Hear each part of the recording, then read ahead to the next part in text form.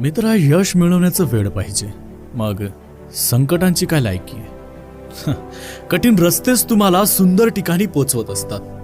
यश ही नशिबाने मिळणारी गोष्ट नव्हे, उच्च ध्येयाच्या उद्दिष्टपूर्तीकडे होणारी वाटचाल म्हणजे यश. यश आणि सुख जोडीने येतात. आपल्याला जे हवंय ते मिळवणं म्हणजे यश, आणि जे मिळालं आहे त्यात गोड वाटणं म्हणजे सुख.